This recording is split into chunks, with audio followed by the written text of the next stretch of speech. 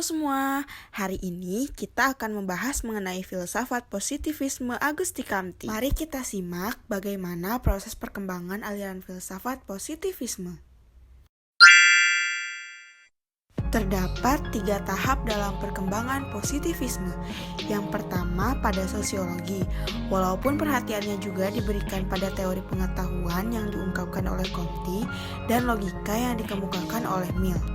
Tahap kedua berawal pada tahun 1870 sampai 1890-an dan berpautan dengan Mach dan Avenarius. Keduanya meninggalkan pengetahuan formal tentang objek-objek nyata objektif yang merupakan suatu ciri positivisme awal. Dalam Machisme, masalah-masalah pengenalan ditafsirkan dari sudut pandang psikologisme ekstrim yang bergabung dengan subjektivisme.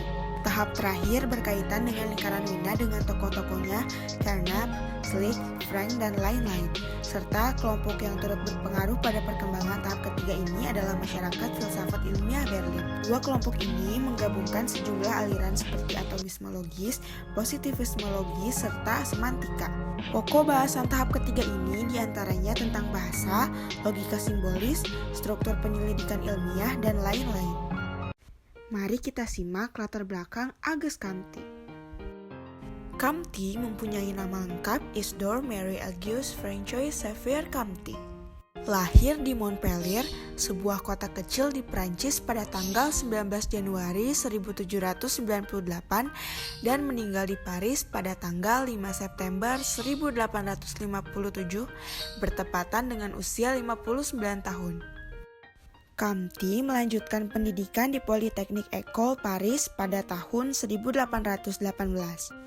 Comte dikenal sebagai seorang mahasiswa yang keras kepala dan suka memberontak, meskipun sebenarnya ia adalah mahasiswa yang cerdas.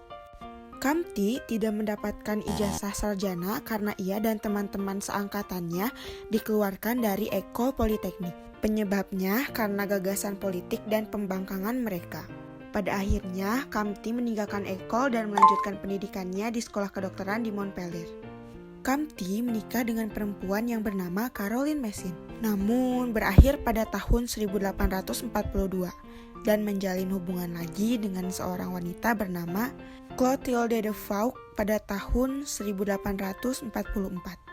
Comte dinobatkan sebagai bapak sosiologi karena dari Comte kata-kata sosiologi pertama kali digunakan. Juga orang yang pertama mengemukakan teori positivisme. Hukum 3 stadia perkembangan pengetahuan manusia.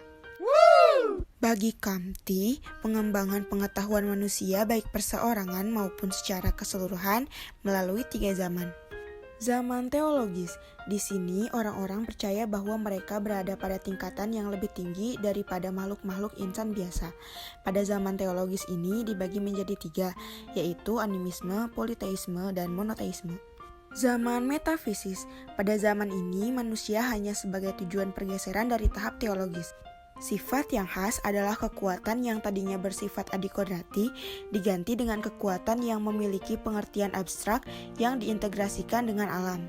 Zaman positif, ini dianggap Comte sebagai zaman tertinggi dari kehidupan manusia.